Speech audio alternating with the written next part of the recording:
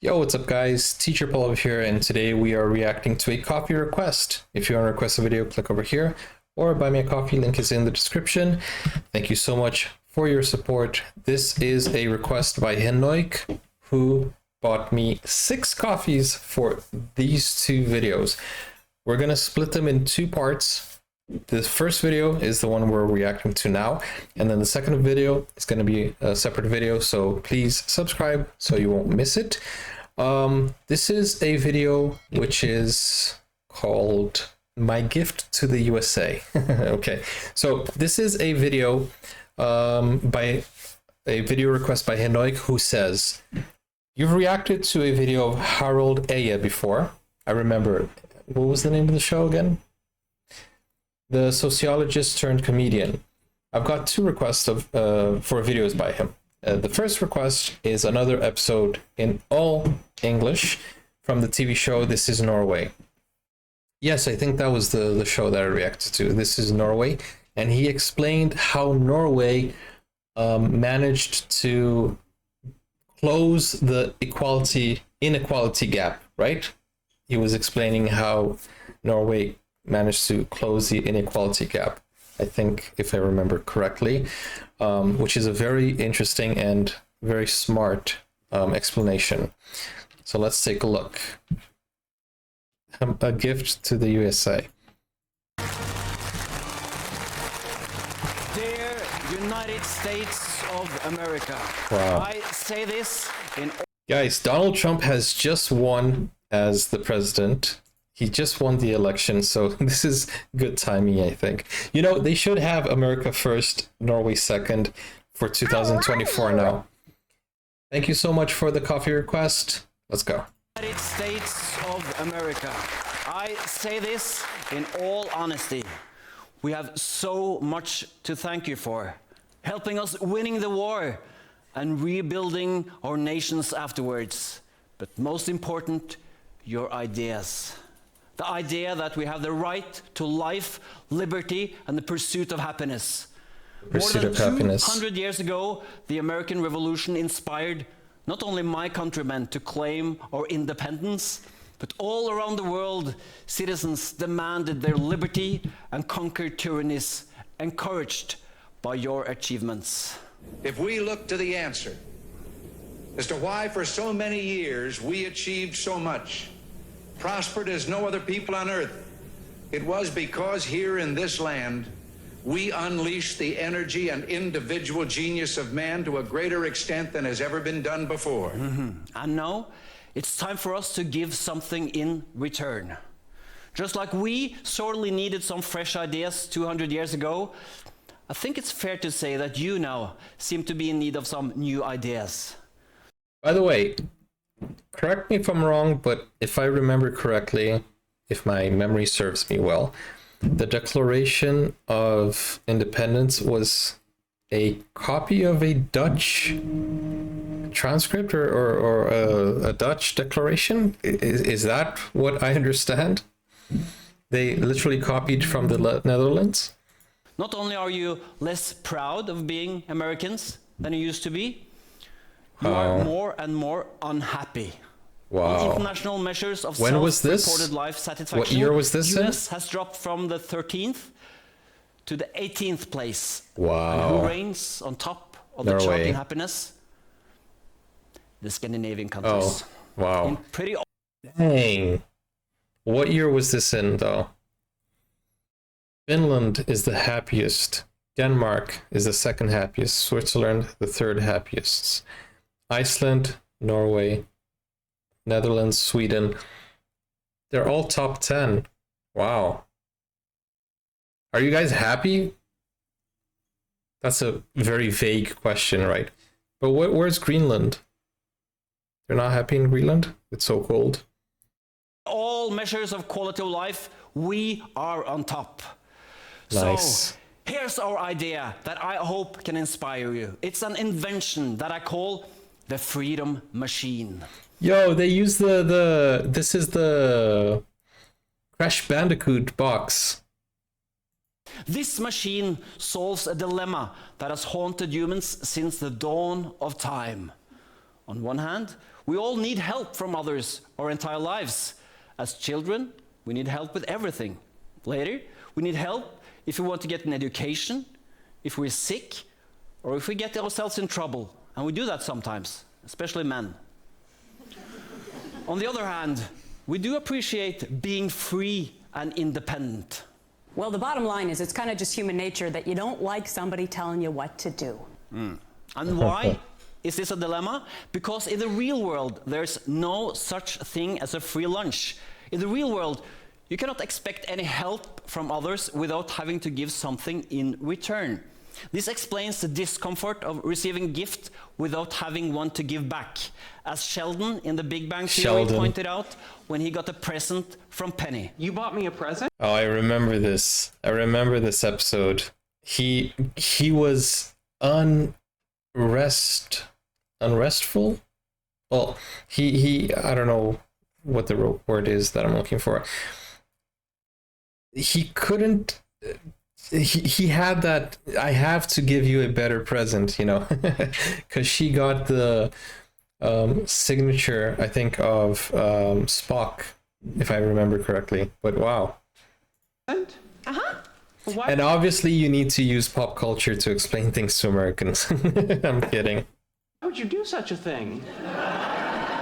I don't know, because it's Christmas? Oh, Penny, I know you think you're being generous, but the foundation of gift giving is reciprocity. Like, you haven't given me a gift. You've given me an obligation. Take the relationship between young adults and their parents. On average, American parents pay more than $58,000 for the kids to have a proper education. And what happens when your parents are paying for you? They have a say in where and what you should study. They feel obliged to visit you at your university to check if everything's okay. And since they have paid for you, he's actually lecturing the United States. For all this, your parents expect frequent reports. Yes. Hi, Liam. Hi. Do you remember me? I'm your mommy. Do you ever, like, once in a while be like, wow, I went to like 12 years of school at Simon & Jude's and like, I wonder who signed those checks every year. Well, this is a viral video. Did Mommy and Daddy. When you receive so much help from your parents, wow, that is a low blow. Your parents going on YouTube and saying, hey, I paid for your stuff, you know, love me. you never get the chance to become independent. A poll by the New York Times found that 3/4 of parents with children between the ages of 18 and 28 said that they had reminded the children of school and other deadlines they needed to meet, like haircuts and doctor's visits. When the creator of the Norwegian TV series Skam, Julia Andem, was making an American version of the show, she had to rewrite the script to make it believable to an American audience, because in the Norwegian version, the teenagers live independent lives with limited interference from the parents. As she put it, American parents are on a much larger scale present and involved in their children's lives. In Scandinavia, it's not the parents. So, I have never watched Skam, but I know that you guys mentioned that so that I could add it to the wish list. And it's about teenagers and their issues and what they go through. So let me know in the comments if that's interesting, if you want me to react to that as well. And I will add it to the wish list with other options that you guys mentioned. But the fact that they had to change to adapt to the reality, honestly, it's something that I have noticed here on the channel. When I started making videos learning about Norway, I had a few things that I mentioned, like the prison system, the police system, you know, all of these things in the beginning. I was talking about the reality that I have in my country. And I had mentioned that many things that work in Norway would never work in my country. Some of you took offense to that, but the reality is that you guys have an education system. You guys have manners. You guys have some knowledge, and you guys have some opened open-mindedness and a sense of society and a sense of helping each other and, you know, being humble. You guys have a whole society that makes things work, and it's very different from the society that we come from, that I come from, who are not always thinking of other people. Maybe they're being selfish, and, you know, maybe they're not as honest and not as friendly. You know, it is a different reality, and what he's talking about in the United States is also true, where the parents, they control their children, and their children can never reach that independence because their parents are always, you know, making their children dependent on them. And it's crazy, like, to think that Norway has such a system in place that it works. Things work. Whereas in my country, nothing actually works. If I want to open a business in my country, it's very bureaucratic. It's very difficult. People don't even eat salmon, or they don't even eat meat every day because it's so expensive. So the protein we have is eggs and sausage, and chicken, which is the cheapest option, or eggs. But anyways, what he's saying is so true.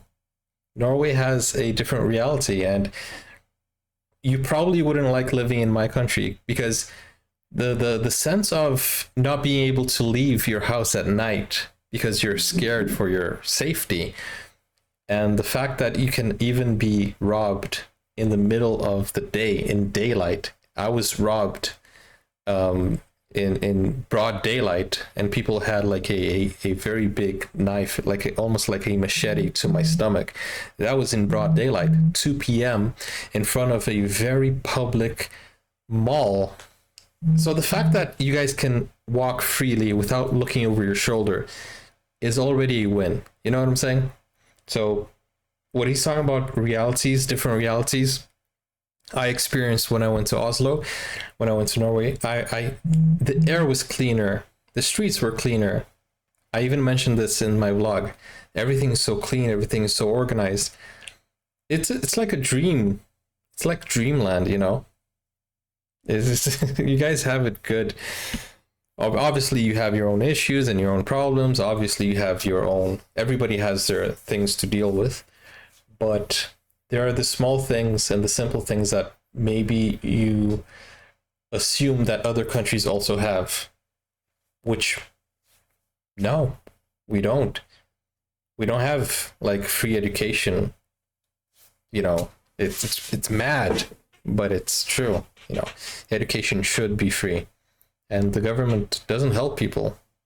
Do you know, like, during COVID, what my government did?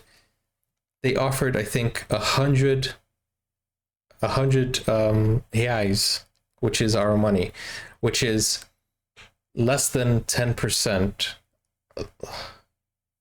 of the minimum wage. That's what they offered for people to stay at home. Less than 10%. It's crazy. Parents, but the state that pays for education. Our parents do not have to sign any checks. We apply the state educational loan fund, get our money, and an email saying, good luck with your education. Best regards, the state educational loan fund. What they don't write is, shouldn't you be studying something else? What are you going to do with art history degree? Will you ever get a job? And why haven't you called? You never call.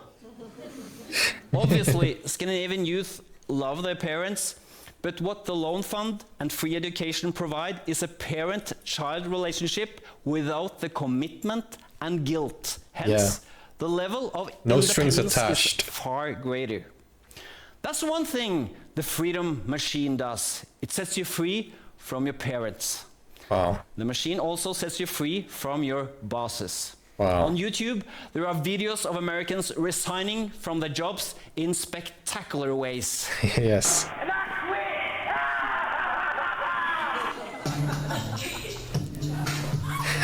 You don't have that in Norway? I personally enjoy this one because of the nuances he presents.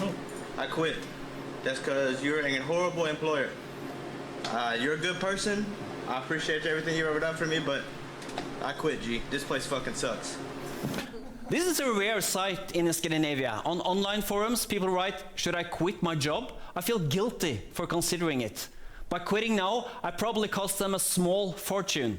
And I feel rotten for doing this to my boss. Why do Scandinavians have a less strained relationship to their bosses than Americans? It's because in the US, your boss has so much more power over you. Your boss can fire you at any given time.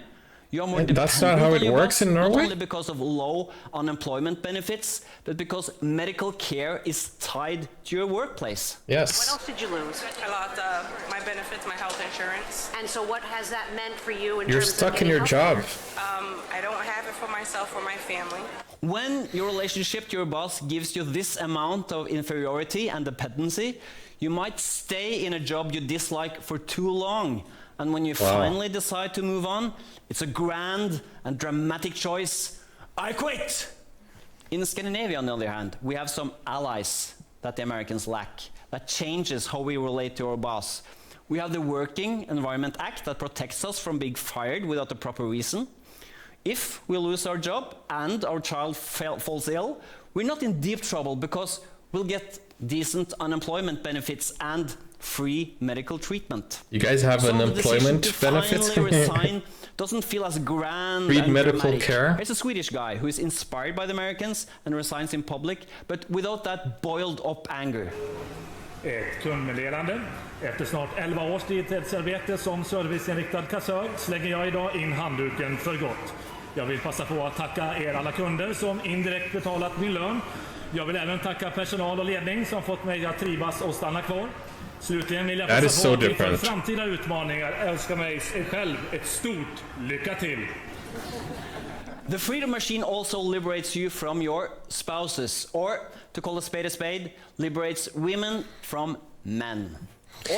Isn't America known for being land of the free? Like, it's so ironic that Norway needs to tell the United States how to be free, right? Isn't it? Land of the free, land of the, like the American dream.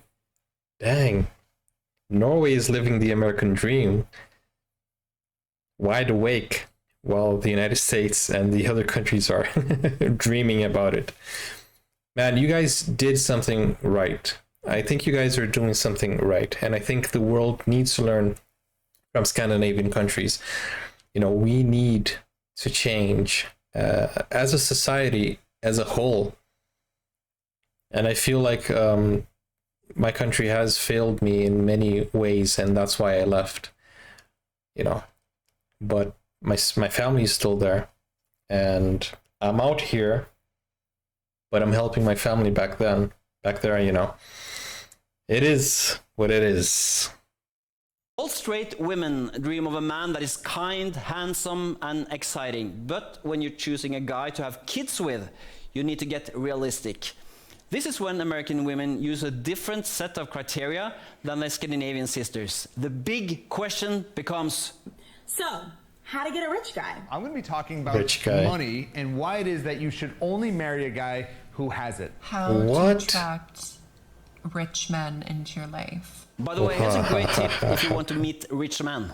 I encourage you to go to coffee shops that are in financial districts. The second place that I'll go where I'll see tons of high quality men, and I'm really shocked that there's not tons of women swarming these events, are interesting business networking events.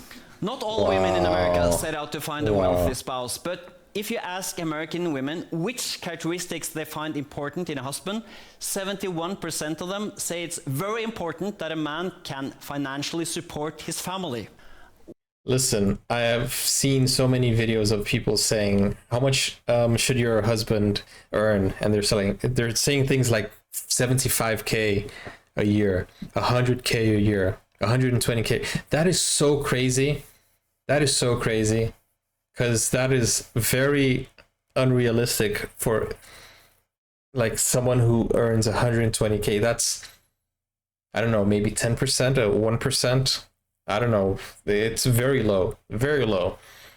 And that's why people are are getting divorces right and left and right, because when the money ends, you know, there's a divorce, or people just get a divorce just to get the money. It's crazy, man. It's crazy. This mentality is horrible, if you ask me. And the biggest problem is that I'm not from the United States, but my country looks up to the United States, and we copy a lot of their things. We really love the United States in my country, and we copy what they do. So we are, the whole country is going towards being exactly like the United States. So we're even known as the United States of Brazil, right? That was our old name, the United States of Brazil. And we kind of copy everything that the United States does. So the whole mentality, guys, you have no idea. Like, do you know how much an iPhone costs? Listen, the minimum wage in Brazil is, I think, 1,500. The iPhone costs 8,000 or more. That means you would have to work at least 6 months to pay for an iPhone. That is crazy. 6 months to pay for an iPhone. And do you know how many people actually have that? Because in my country, there's something called installments, where you can pay 5 years for an iPhone. It's kind of like having a mortgage for a phone. And there are so many people that get into debt just to show off that they have an iPhone, just to be materialistic. That is ridiculous. The amount of people that have iPhones just for status is crazy. They're in debt.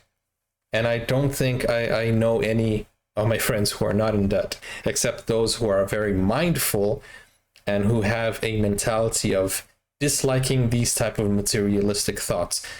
But the level is low. The amount of people who think in a simplistic way and not materialistic is very low, because the whole society is driven by what you wear, the status that you have. Politics in my country is a dream job. Everybody wants to be a politician because you get a lot of benefits. You get benefits for the clothes you wear. You get a company car. You get a lot of different benefits on top of your high salary.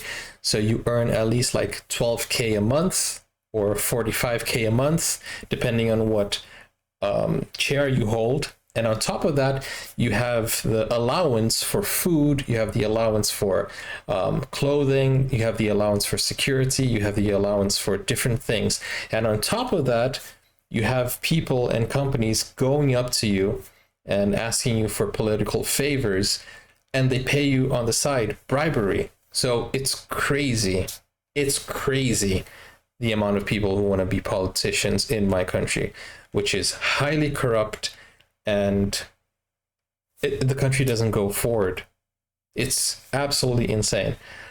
And the inequality is ridiculous. It's crazy. But anyways, I get really riled up when I see these type of things, because I wish my country was better. And I wish my country had at least 1%, or at least, let's say 10%. I'm not going to devalue my country that much, but if we had at least 10% of what Norway has in terms of mentality, in terms of, being a society and being together, the togetherness, the education, it would be a different country. And I'm not saying that the whole country, I'm not trying to generalize here. My country is not bad, but it needs to improve. So think of America. If you think the United States needs improvement, United States is considered a first world country. My country has the same mentality as the United States, but it's considered a third world country. So we are a worse version of the United States, with the same mentality, going to the same, cancel culture, materialistic culture, snake culture of people trying to step on you to get ahead. So that's how bad it is. But it's not all bad. We do have the beaches, we do have the beautiful You know, we do have the personality of being friendly and hospitable, but in terms of growing as a population, growing as a, you know, intellectual, it is what it is. But we do have the hope, the ones who bring back my trust in humanity. You know what I'm saying? My hope in humanity. But let's finish this video. I'm talking too much about myself and my country, and I don't want to offend my people. Why do American women care so much about men's income? Is it because they're superficial? No, it's all about practicalities. If you are an Safe, American right? woman Being safe. and you want to have a child, Stable. the average delivery now costs more than $4,500, Wow. even with insurance.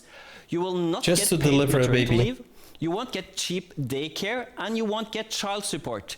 This is why you need a man to support the family. And this is why 27% of American women end up being stay-at-home moms. Wow. The men are required to bring home the bacon, so broke men are hurting American women's marriage prospects. But in Scandinavia, where women can, thanks to the government, give birth for free, get paid maternity leave, cheap daycare, and monthly child support for everyone, of course, it's nice to have a man, but they are not dependent on him. Also, That is amazing. having those arrangements means that mothers can work and earn a living. Only 4% of Norwegian moms. Do you know what happens when you have a baby in my country? You normally get fired because they need somebody to work. And you know, if you go, even if you like, there's a very common recurring thing in my country. If you go out for holidays, like for too long, like if you go out for 30-day holidays, normally, I've seen this happen many times, you come back and you lose your job because there's somebody else doing your job. So people take 10-day holidays, at least sometimes 1 week, because they don't want to go away for too long, because they're afraid when they come back, they're going to lose their job, they're going to lose their position, they're going to lose their place.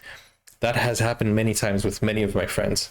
They go out on holidays, on vacation, and they come back, they lost either their position or their whole job completely. It's mad.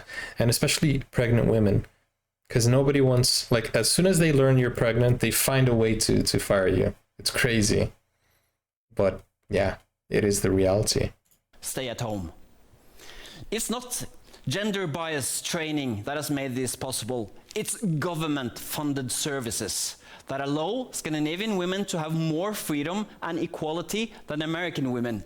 We rank highest on the World Economic Forum's Global Gender Gap Index, while you rank as number 53.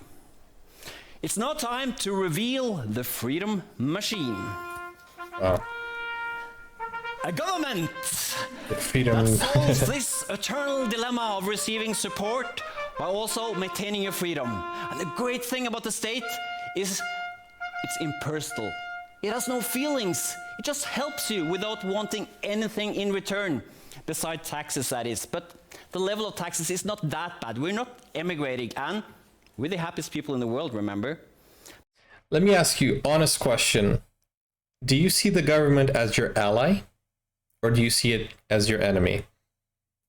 Because from where I come from, the government is your enemy. So give me an honest answer. Do you see your government as your ally, your friend, or do you see them as your enemy? And that will tell you a little bit of how we look at the government differently.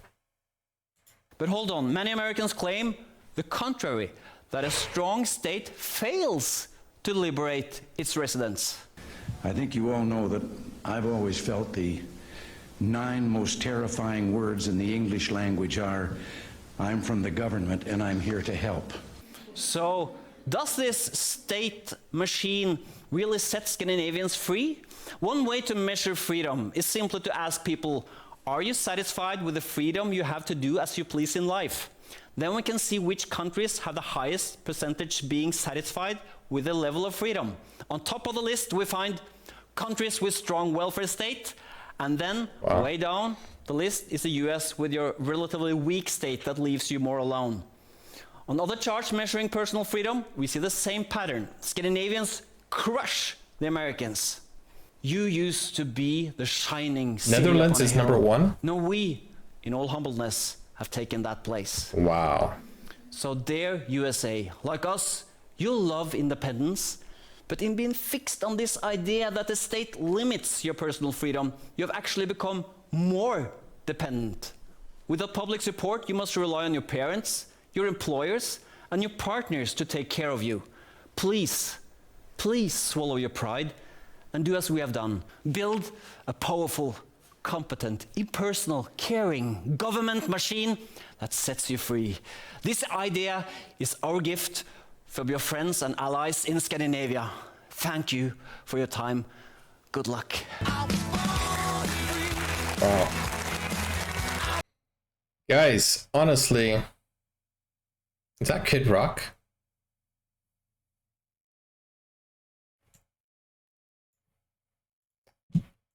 Honestly, like, whenever I see these type of videos, it's very educational, very inspiring, but I feel sad. I feel sad for my country. Like, you know, I wish we had it better, you know. And I wouldn't dare to say this in my country because I know people would hate me, but it's the truth.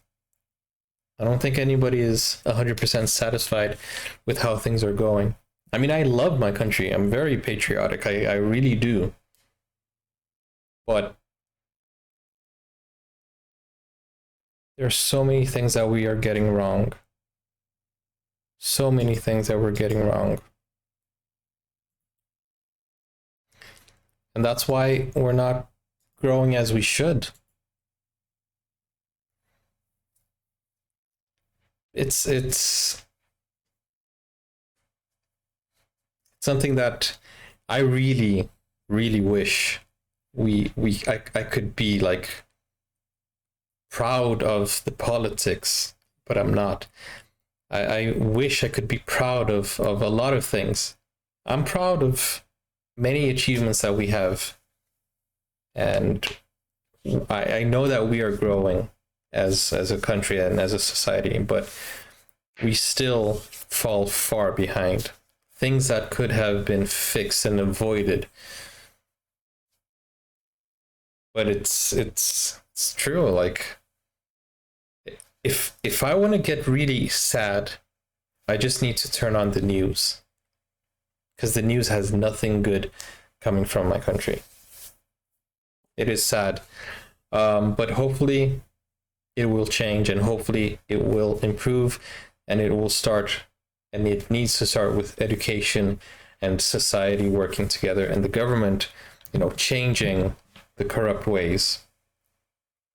But hopefully, you know, that will be something that will come soon and will come strong, hopefully.